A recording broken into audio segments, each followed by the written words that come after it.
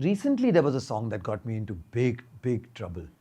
Uh, uh, Composed by A.R. Rahman, and it was for a film called P2, which, of course, the film was in Tamil or Telugu, and then they did it in Hindi. And Shreya was the voice of.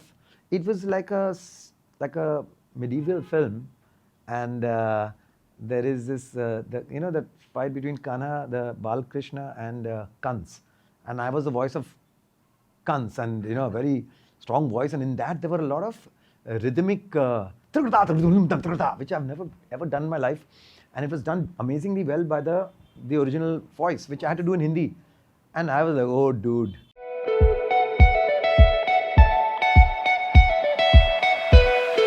Hello everyone. Today we are speaking with one of India's most loved voices, Shaan, who's been in the music industry across different eras, from the 90s indie pop Bollywood music to today's streaming age. As the music business evolves with time, be it streaming, be it independent artist, or any different revenue models, we are going to speak to him about how singers like him have stayed relevant through this time. Hi Shaan, thank you so much for joining us today. My pleasure. Shaan, your breakout song Tanha Dil, it's completed so many years and it's still popular. What do you have to say when you look back at that time? And when we made the song, we never really had any sort of inclination to how well it's going to do, and it just came from the heart. Ram Sampath and me, we were doing an album together, and this seemed like the standout song because after we finished the album, and so we said we'll name the album after the song. But ऐसा दिल तन्हा तो नहीं था, ऐसी कोई बात तो नहीं थी. Lekin I actually wrote this song, growing up, we were all friends, all growing up in Bandra, and at that point, India was not exactly a place where, especially if you're a very average student, you really don't think you're going to make it much. अगर आप doctor engineer नहीं बन सकते हो तो फिर India में कोई सादा ऐसा स्कोप नहीं था. इनके हमारे दिमागों में ऐसी बात चलती थी. सबको था कि अब्रॉड चले जाएंगे, स्पेशली यूएस जाएंगे तो कमाल हो जाएगा. And so most of them somehow managed to find themselves headed off there, and I mean they're doing all right, but I stayed back. So then the one thing that I felt was they kept missing home. They kept calling, यार वो क्या है, वहाँ क्या चल रहा है, वो. Their heart was still very much here. So it's a song that I actually wrote, putting myself in their shoes. Oh, so it's a song I wrote for my friends. Yeah. Interesting. Can you take us back to the indie pop days and what does that era mean to you? Well, I was also just growing up, and I was also just discovering myself, discovering music, understanding my USP, which I didn't realize would be so interesting until indie pop came into the scene, because there was no such musical genre, indie pop until then. लेकिन luckily क्या हुआ कि growing up in a musical family, my father being an exponent of classical music, my mother singing for the film industry as a chorus singer, so there was music in the house. My sister was a fantastic singer. I was like the black sheep in the family. Was more into sports and just doing time pass.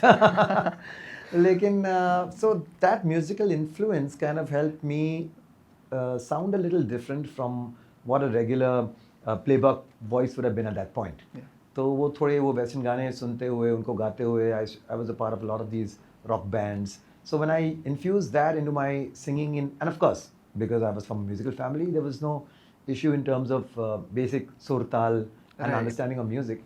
So when I infused that into Hindi music, it sounded like a pop artist, and so that really was an advantage for me, and great timing कि उसी time पे indie pop का एक लहर शुरू हुई, और उस लहर पर उस भाव में मैं भी आ गया. And so those are very interesting times, because you had a very strong 90s music at that time, which is still, people love those kind of songs, but they had a very strong Indian production sensibility. वो dholak tabla, and then the strings, and those sitar interludes, and उस बीच में फिर indie pop, which was digital music and programming, and even the format of the music was different. ये मुखड़ा अंतरा और वो verse bridge chorus. So they were almost two parallel worlds going on together. So I did make that eventual transition. But that really panned out well for you. Also because that pop quality of music moved into film. And so they thought, oh, wonderful. So we can use that same voice because he understands that, that pop That trend. Films are also being made with locations abroad. So I think They वो wanted सारा that सब कुछ element. सिर्फ so that I could fit into the scene great हुआ था. Yeah. Just for me. And because you are the poster boy of the indie pop scenario back then, how do you see the musical genre, so to say, evolving to date? Indie pop itself, Yeah. I think it's had a bit of a lull after that because see what happens is at that time film music was very big. एक film में at least minimum 6 गाने तो होते ही थे. And come the 2000s, there was a whole the music was influenced by the indie pop style, and so we have a whole new breed of new composers who could fuse electronic music with organic. Yeah, I think there real was a wave of musicians. fusion music Yeah, also. and the compositions had a strong pop element to it.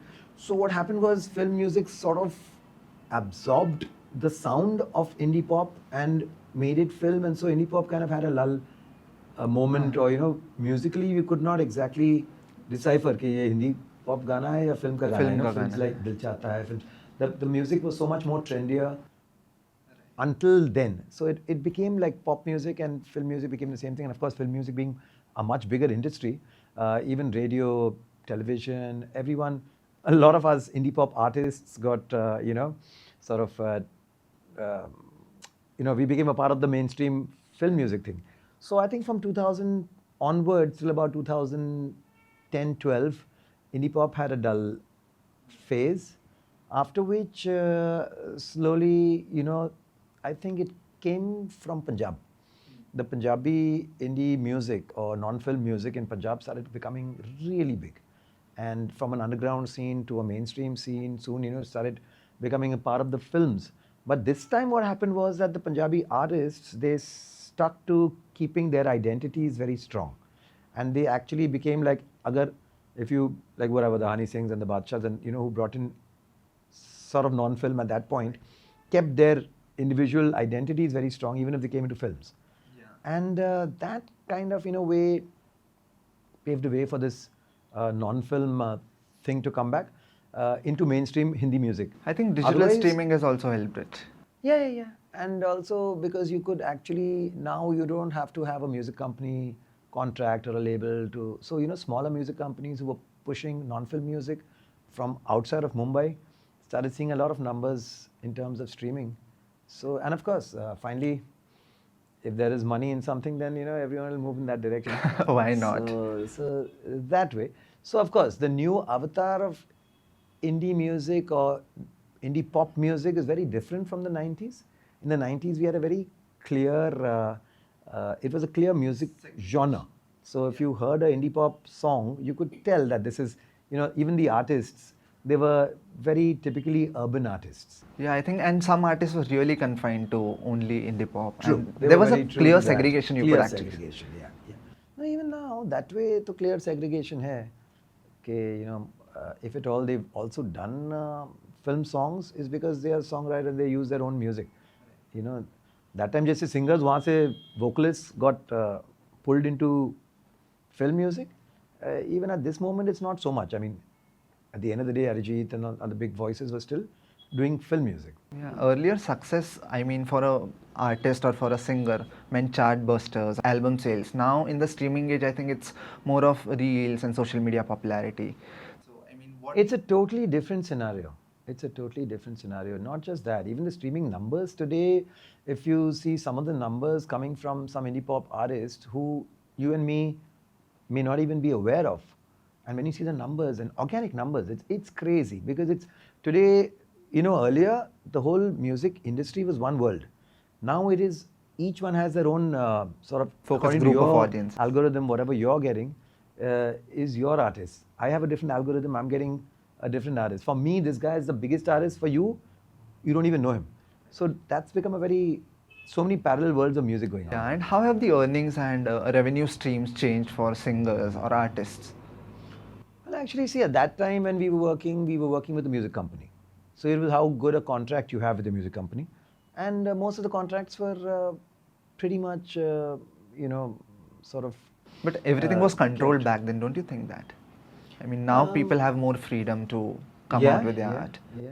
But again, see, the control is still with the whoever is sending out the revenue. So today, the streaming sites have control. They decide per million stream how much they're going to pay you, and tomorrow they can pay you. In fact, it's actually dropping instead of growing. So while the numbers are becoming big, they are saying, yeah, every other guy is coming into music, and there's so much more consumption today that if we keep the same unit, we'll have nothing. We'll have no money because finally the listener is getting it for free. In today's date, if you even take a premium membership to a streaming app, what is it? 200 bucks, 100 bucks, probably even less for a whole month. That's nothing. That's not even like a cost of a soda anymore. So it's literally for free. So how the math boggles me. At that time, from a cassette, it had reached to a point where a CD actually would cost 500 rupees. So the value of music was so much more that even if I sold, say, 500,000 CDs, I would have the greatest Earning source. earning ever. And today, 500,000 streams is nothing. Yeah, because we spoke of CDs and cassettes back then, and now it is streaming. Like, this is a different transition for you, like era across eras. So how have you managed to keep yourself relevant through different eras? No, the revenue model will change, but the output that I need to put into something will probably be the same. Be the same, right? So For a it singer, really for doesn't- an I mean, artist. and what I have no control over is no point thinking about. But I'm lucky, I say, very fortunate that I've been able to hang in there for so long, and also because I love to be sort of present in the present and not dwell in whatever has happened in the past. I have very poor recollection memory. So I just like to, I wake up in the morning and I say, आज कुछ हो रहा है और नहीं भी हुआ तो ठीक है आज का दिन तो निकल गया with a positive mindset. At the same time, as long as I know that how I sing today or how I sort of want to project the kind of music that I want to project today is relevant. That is very important. I can't be stuck in a cocoon and say that, अरे यार उस ज़माने का music क्या था आजकल इन लोग क्या कर रहे हैं. I cannot let that enter my system. I have to, constantly reinvent. And baki, I can't, I mean, if the market forces don't trust my music or my voice, I can't do anything about them. But I can stay relevant in my thinking and in my training. So Shaan, how does an artist today make money from music? Of course, see, there are certain collection bodies that, like if you're a composer, you got to sign up with IPRS. IPRS takes care of the author. Author would be composer and lyricist. And wherever the song is, in today's terms, streamed or played on radio or played live somewhere, there is a log that needs to be filled where if that song shows up, like IPL match mein aapka gana chal raha hai, for whatever reason, then you will get a section of the revenue. Most of it goes to the publishing, also the music company, but the author gets something. For a singer, IPRS is not their collecting body, but very recently, and I'm very proud that this has come through because I've been a part of the core committee creating ISAMRA. So ISAMRA is Indian Singers and Musicians Revenue Association, where we have over the years very successfully been able to collect revenue for singers and featured musicians, non-featured musicians also, non-featured singers also in terms of, who are chorus singers for all of them. Nothing that'll change our lives, but at least it brings in certain respectability that, even after, otherwise, of course, for singers, live shows, we make good money from live shows. These are secondary revenue streams. Yes, which actually are primary now. But at the end of the day, see, if your song works, if your song is a big hit, even a single song today can take you into the live circuit. A single song can keep bringing in revenue for years. Like you mentioned, Tanha Dil. I'm still getting a check for Tanha Dil after all these years. Wow, that's interesting. So, yeah, I mean, it's enough to kind of sustain. So these avenues are there. So I wouldn't want a new artist or a singer to be completely, feeling desolate, feeling totally like, oh my God, kuch nahi hone wala hai. At the same time, yeah, that one big thing, गाना hit होना चाहिए. अब वो गाना hit कैसे होगा ये किसी के हाथ में नहीं है. What क्या is the hit होता है? parameter? What is the formula? What is the parameter? We don't know. But if that does happen, you can do it. One way you can sit and work really hard and make that one perfect song, or you can put out as much music and hopefully something out of that will work. Which route you want to go is yours. But there are all these, I mean, today things are much more systematic. And, you know, there are, like I mentioned, IPRS, PPL. And if you start your own music, like you're talking about indie music, you start your own publishing, like I have Shaan Music. What happens is that you get a much bigger share of the pie, because obviously the music company gets the bigger share of the pie. So if you are the publishing or the music company, you will get a bigger share of the pie of a So song that artists is done are well. basically becoming the owners of their own music. It's a smart thing to do. It's a good thing to do. If you have that kind of funding, revenue, and that sort of marketing, insight that you can, because just putting out a song isn't enough. You have to also market it, push it. It has to come on all the streaming sites, on the playlists, and which a music company has a bigger advantage on. So there's a pro and con to the whole thing. So if you want to make this much, but from a chance of a bigger hit, or you want to make this much from chance of a smaller hit, it's all. And finally, destiny. That is always there. But there are enough avenues today for a new upcoming singer to believe that there is money in the industry. Yeah, that was very But honest. you have to be good. You have to be good at your work. You have to be skillful. Today, with the age of AI, I think there's a lot of things happening out there. So, what do you have to say about that? And like follow-up question: how do you think AI will disrupt the music industry? I mean, the disruption has begun. There is no doubt about it. But what is also very interesting is that when AI is being applied, somehow to the human taste, ऊपर ऊपर से ठीक है, for a gimmick and all that is fun. But somehow we still want a human element in not only just the voice, but also in the composition, in the somehow, I was talking to my son, who's a music producer, goes under the name Never Sober. Soham is his name, but and he's very sober. But he and Riz. So I was saying that, like, how has this affected your business? Are you guys getting less work? Are people getting things done through these AI apps? Because it seems so easy to do it, right? You don't need to know music to make a few prompts and make a few commands and say, "Okay, mujhko, make me a song in an Afro beat and throw in some, जो भी आपके दिल में है बोल दो यार, throw in some very cool jazz chords into it, and गाना तैयार हो जाएगा like never before." But somehow it's not percolating. It's not coming through. It's not working even commercially to the human ear so far. Yeah, because of course the voice will reach out to our ears and then No, to the our voice heart. is another option. Voice, you cannot use an AI voice because that is still, it's still not legal. But what's happening is the composer can use AI to compose, the lyricist can use it to sing, and then give it his or her name, and it won't be considered plagiarism because no one knows. Yeah, it's Unless not legal and unless it's you not say even it. ethical. Ethic is a very important thing. Integrity of a composer or a music producer or a lyricist or a singer is very important. If that blurs or if that is gone, then AI will cause havoc. Everyone will be using it and claiming it as theirs. And then it's very tricky. Be it any industry, so for that matter. Yeah. So we have to, as human beings, if we can somehow keep our conscience a little more alive, which most of us, ज़मीर तो कब की मर चुकी है, ज़्यादातर ही. I mean, why else would over so many years, composers claim their song, and then later you realize it's actually lifted from somewhere. Yeah, you've also been part of several reality shows, and there's this say about the authenticity of the reality shows. Can you clear the air for our audiences?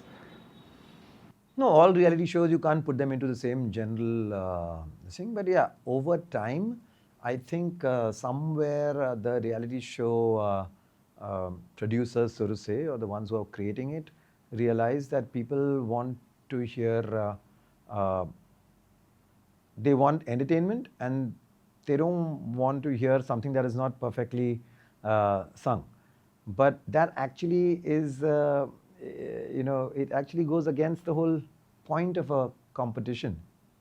I mean, imagine if there's a race and everyone starts on the start line and everyone finishes together on the finish line. And then you have to decide कि कौन जीता ये race. You have to decide on whose strides felt better, whose hair was moving better when they reached the final line, who was gasping and panting less. So it just becomes an unfair race. Everything becomes so subjective. Whereas here, in music, the one thing that is objective is sur and tal, ना? आप सुर में थे, नहीं थे यार, आप बड़े सुर में थे. तो ये तो objective है. वो 440 के पास आप कितने आए थे? That frequency which decides whether you're in pitch or not is objective. बाकी मुझे आपकी आवाज़ बहुत पसंद आई, मुझे आप बड़े ओरिजिनल लगे, मुझे आपकी एक्सप्रेशंस कमाल लगी. These are all very subjective. So how do you decide who's better than the other? So when you pitch those voices and when you treat them, and you read up to make them sound perfect, just because the audience needs to hear things that are sonically perfect, how is that a competition? Just make it a singing show. सब आके गाना गा रहे हैं. Yeah, Why there's have no a competition? competition element in that. Yeah, and it is unfair to the ones who sing in better key and better pitch. Now there's a counter argument that today, any which way, even if you are the most trained and the most in tune singer, your voice is still going to have to go through autotune. So let us now judge you after the autotune is put in, for sake of how your voice quality is. So even that is that's a valid argument. And in fact, I'm told even now when they're singing live, many artists are going through autotune. They are, yeah. Yeah. That's a trend. So, and it's a growing trend. So even that makes sense. But, I think somewhere at the end of the day, that that raw, pure performance reaches the heart. But we are too insecure to allow that. Let's see. Such a long time in music industry, was there a point, a moment, a song, or any decision, or even a setback for that matter, that has actually changed the way you look at music or the business of music? Personal setback? Anything that you want to share? No, I mean, call it a setback, but yeah, I mean, of course, if you look at my career graph from about 2012, 2013, the film song situation sort of slowed down and then slowly almost died out. So from singing about 50 or 60 songs, popular hit songs in a year, it became maybe 2 or 3 now. And even those don't really kind of make it to the hit list, so to say. But I wouldn't call that a setback because, I would like to count my blessings. I think the kind of bull run that I had for a few years, anyone would give a left arm for that. So, now that that's not going on, I can't say कि यार ये setback है, क्या चल रहा है? And, and that has happened to the best of the artists, best of the singers. So who am I to complain about that? But yeah, I believe that if one window or, one outlet shuts, it's maybe signaling for you to start something new, create something different.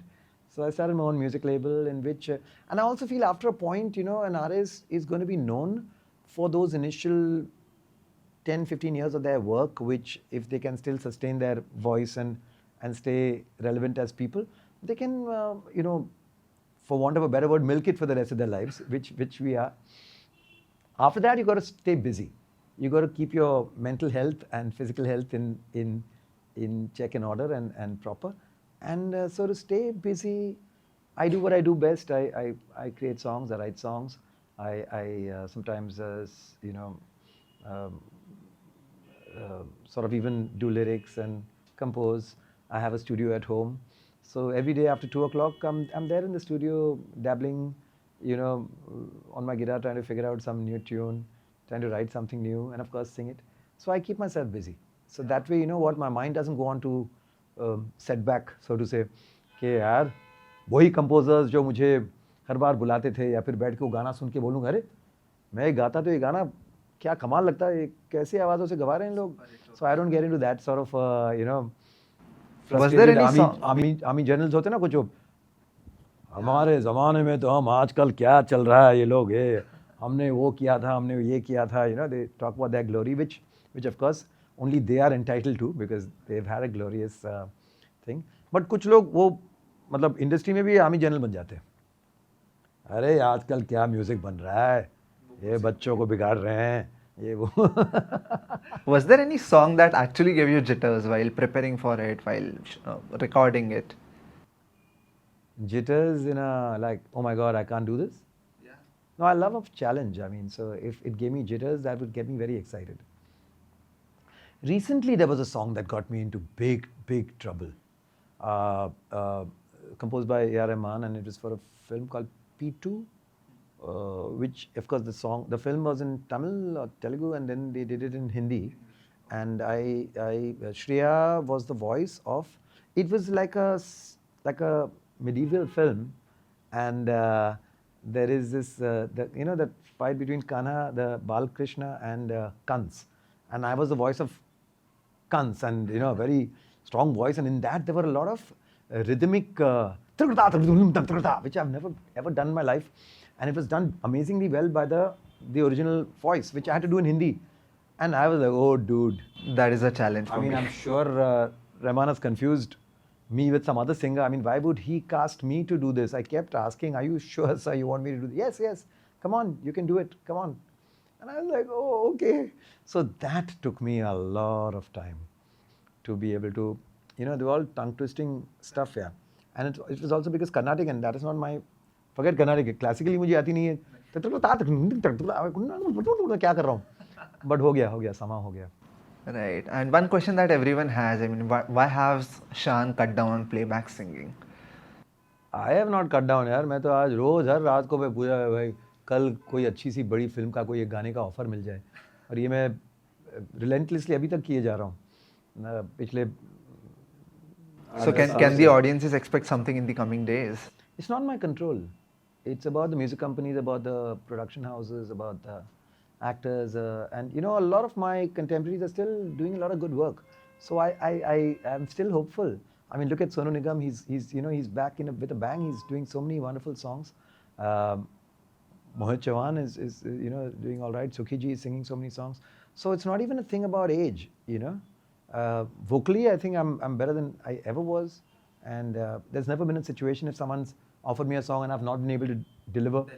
अगर तिरकड़ तिरकड़ता कर सकता हूँ तो फिर and a lot of high pitch singing, a lot of gruff. It was very interesting.